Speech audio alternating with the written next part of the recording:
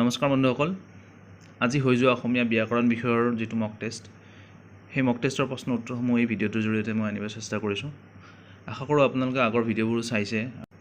আজিৰ প্ৰথম প্ৰশ্নটো হৈছে তলৰ সন্ধিযুক্ত শব্দৰ শুদ্ধটো বাছি উলিওৱা। অপশ্যন এ সচিত্ৰ, বি অৰ্ধমিন, কামেশ্বৰ আৰু বাণেশ্বৰ। ইয়াৰ শুদ্ধ উত্তৰটো হৈছে option number C, Kameshwar.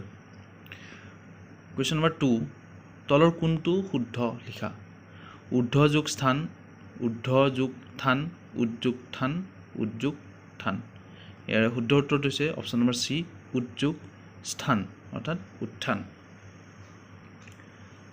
Question number 3, পদৰ আগত কি শব্দ থাকিলে দ্বিতীয় বিভক্তিৰ চিন লোপ পায়? কৰা, প্ৰণাম, ধিক আৰু ধন্য। এই চাৰিটাৰ ভিতৰত শুদ্ধ উত্তৰটো হৈছে অপশ্যন নম্বৰ বি, প্ৰণাম। অৰ্থাৎ পদৰ আগত প্ৰণাম থাকিলে দ্বিতীয় বিভক্তিৰ চিন লোপ পায়।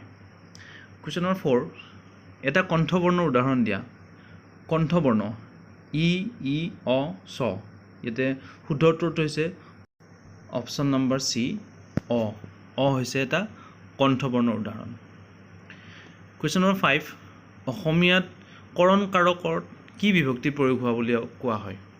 তৃতীয় বিভক্তি, চতুৰ্থ বিভক্তি, দ্বিতীয় বিভক্তি আৰু সপ্তমী বিভক্তি। ইয়াতে শুদ্ধ উত্তৰটো হৈছে অপশ্যন নম্বৰ এ, তৃতীয় বিভক্তি। কৰণ কাৰকত তৃতীয় বিভক্তি ব্যৱহাৰ হৈছে। কুৱেশ্যন নম্বৰ 6, সি এটা ধোদৰ পচলা। এই বাক্যটিৰ অৰ্থ হৈছে অপশ্যন নম্বৰ বি, সি বৰ এলেহুৱা।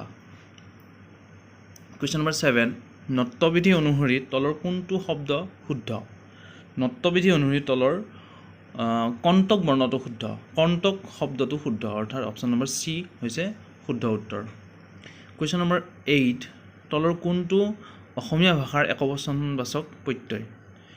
ইয়াত অপশ্যন 4টা আছে। ইয়াৰ ভিতৰত অপশ্যন নম্বৰ এ, খন, এইটো হৈছে শুদ্ধ উত্তৰ।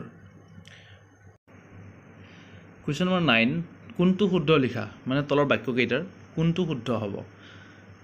ৰসায়ন শব্দত ন মূৰ্ধন্য নহয়, ৰসায়ন শব্দত ন মূৰ্ধন্য নহয়, ৰসায়ন শব্দটোৱে ভুল, ৰসায়ন শব্দত স ঠাইত মূৰ্ধন্য স হয়।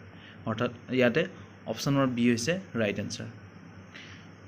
কুৱেশ্যন নম্বৰ 10, তলৰ কোনটো বিপৰীত লিংগ শুদ্ধ নহয়? অভিনেতা অভিনেত্ৰী, শ্ৰীমান শ্ৰীমতী, কলা কালৰী, বগা বগী। ইয়াতে অভিনেতা অভিনেত্ৰী শুদ্ধ, শ্ৰীমান শ্ৰীমতী শুদ্ধ, বগা বগী শুদ্ধ। অৰ্থাৎ অপশ্যন নম্বৰ চি শুদ্ধ নহয়, গতিকে এইটো হৈছে ৰাইট এনচাৰ। শুদ্ধ নহয়, গতিকে এইটো হৈছে ৰাইট এনচাৰ, কলা কালৰী।